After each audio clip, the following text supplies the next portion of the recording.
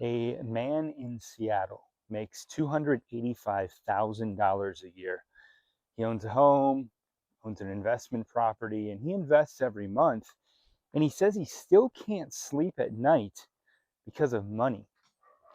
When I was younger, I thought anybody making $100,000 a year was rich. That was the goal. I mean, I figured if I could ever make six figures, I'd be financially comfortable and probably never have to worry about money again. But today we're hearing stories from people making 200, 300, even $400,000 a year who still feel financially stressed. So that raises a pretty interesting question. Has America become so expensive that even high earners can't get ahead anymore? Or are some people simply spending too much no matter how much they make? I'm Daniel. Let's get into it. The person at the center of this story works for Amazon and lives in the Seattle area. A few years ago, he moved from Los Angeles to Washington State. Part of the appeal was that Washington didn't have California's high state income tax, so in theory, he was going to keep more of his paycheck. Today, he earns roughly $285,000 a year and supports a family of four on a single income. His wife stays home with the children, which is a setup that many families still prefer. If one parent wants to stay home and the family can make it work, that can be a great thing. But it also means there's a very little margin for error if something happens to that one paycheck.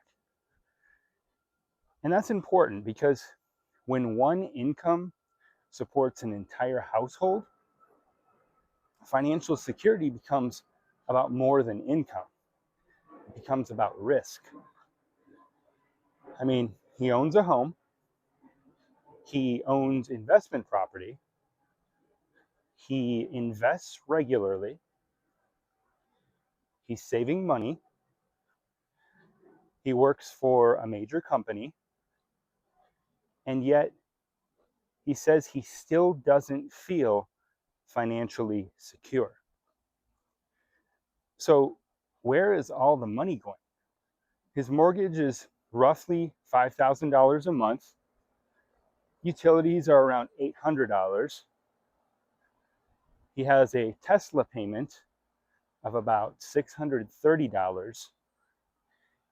He carries around $20,000 in personal debt from travel and other expenses.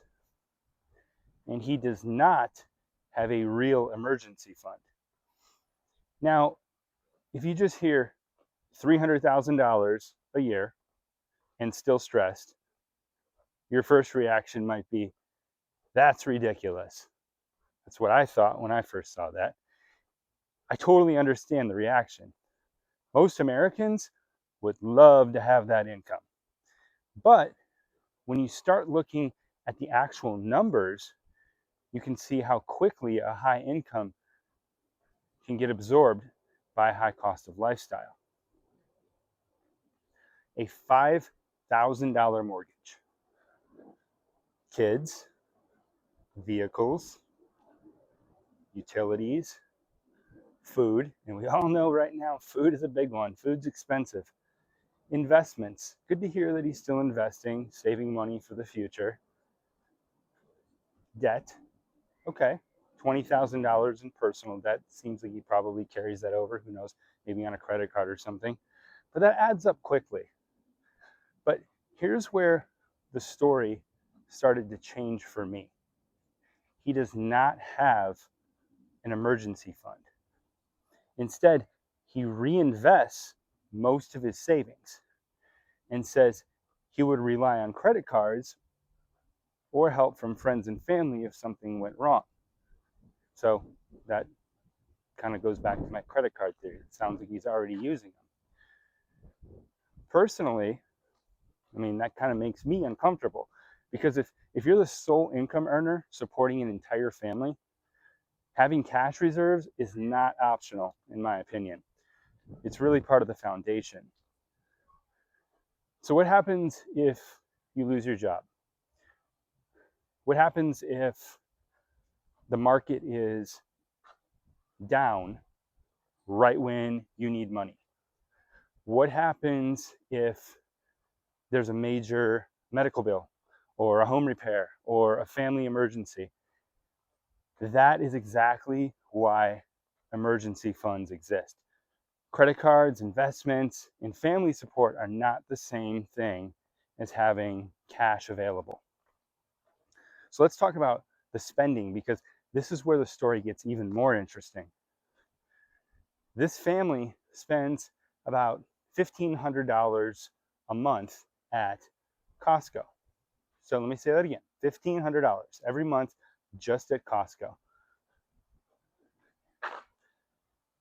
And then about another $400 to $500 at other grocery stores on top of that. So they say they eat out about twice a week. They also have travel expenses. They're also expecting another child, and they're also planning some backyard renovations. Apparently soon also they're planning a trip to India. They, like I said, have a Tesla payment, some credit card debt, and they, as we've discussed, don't have an emergency fund. Now, none of those things are automatically wrong by themselves. I mean, there's nothing wrong with having a nice house. You know, there's nothing wrong with driving a Tesla. I mean, just in my neighborhood alone, I see numerous Teslas like almost on a daily basis. There's nothing wrong with traveling. The problem is when all of those things happen at the same time, while you're also saying you don't feel financially secure. So that's where the math starts to get messy. If this is the kind of analysis you're looking for, subscribe. This is exactly what we cover every week. Just a reminder, hit that like button, hit that subscribe button. Now, here's where people are going to split on this story. Some people will say, see, America is completely affordable now. Other people will say, no, this is a spending problem. And honestly, I think both sides are partially right. Before we blame everything on spending, let's be fair. Housing today, as we've already discussed in some of my previous videos, housing today is dramatically more expensive than it was for previous generations. I mean, childcare costs are brutal. I don't have children, but I have plenty of friends and family who do, and I know how childcare costs are insane right now. Insurance is expensive. Healthcare is expensive. Groceries cost more. Utilities cost more. And in expensive metro areas, even a strong income does not stretch as far as people think. So yes, the economy deserves part of the blame, but that's really only half of the story. The other half is lifestyle inflation. And that's where this becomes much bigger than one family in Seattle. Have you ever gotten a raise, felt excited about it, and then 6 months later wondered where the money went? That's lifestyle inflation. It happens quietly. Literally myself, I just got a raise at work like 2 days ago. Now at first, maybe you upgrade one thing, then another, and then another, right? And then all of a sudden it's like, you know what, let's get a nicer car. Maybe for some, you know what, let's move into a bigger house, or maybe we'll rent a larger condo or apartment. More convenient spending, more travel. I mean, you get a little bit extra money, you're looking at maybe more home projects. And before long, the higher income doesn't create more breathing room. It just supports a more expensive version of your old life. That right there is the danger. The finish line keeps moving. And at first, It's just, if I could just, make $50,000, then it's, I guess if I could just make $100,000. And then it's, well, I guess, if I could just make $200,000. And once your lifestyle keeps expanding at every stage, it becomes very hard to feel like you've finally arrived. Before long, someone making nearly $300,000 a year is saying they need $400,000 or $450,000 to finally feel secure. The finish line does not exist. You keep moving it.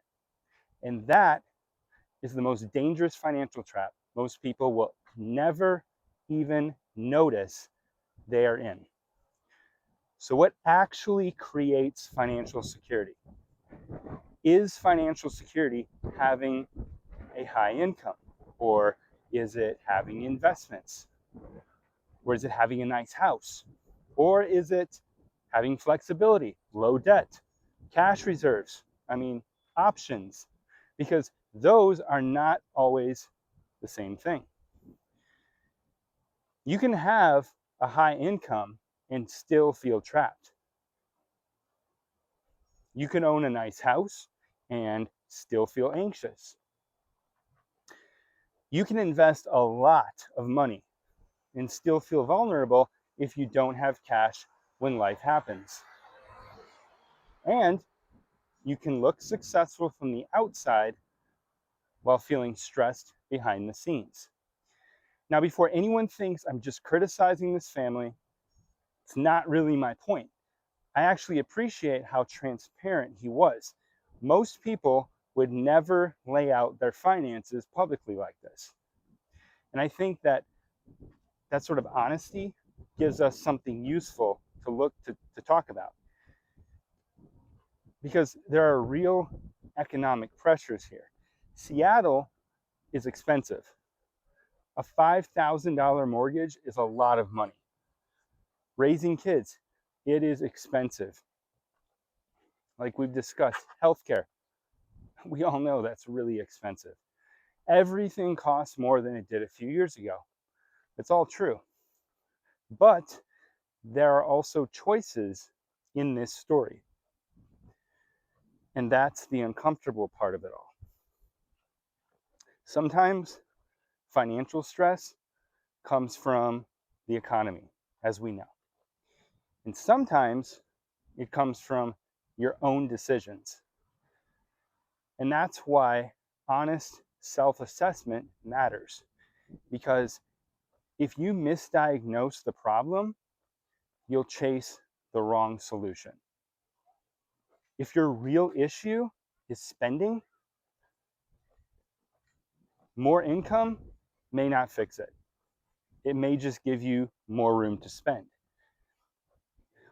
Or if your real issue is income, cutting out coffee or a streaming service probably isn't going to solve the problem.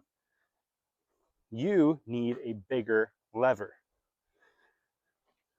And if your lifestyle simply has no margin for error, then the real issue may be risk.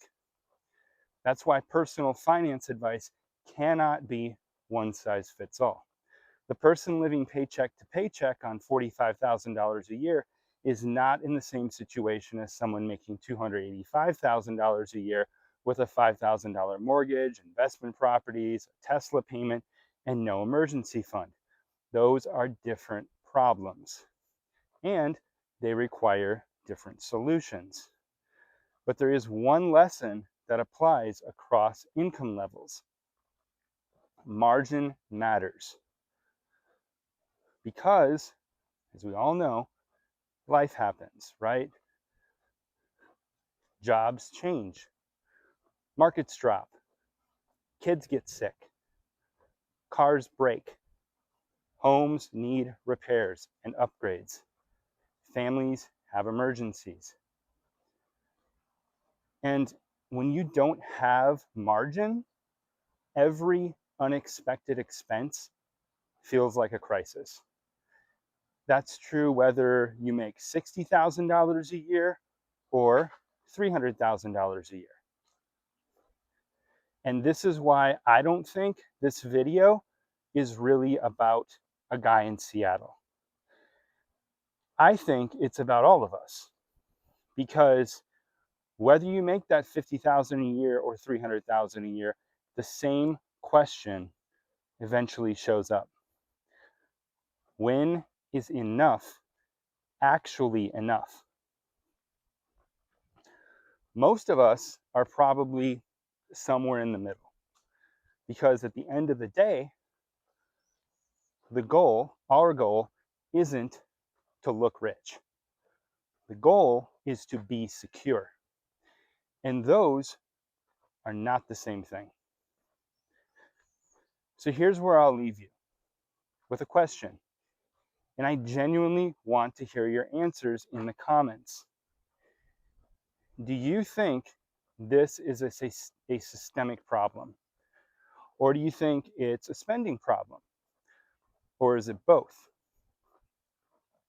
Because I think where you land on that question says a lot about how you think about money. Drop it below. I read every comment.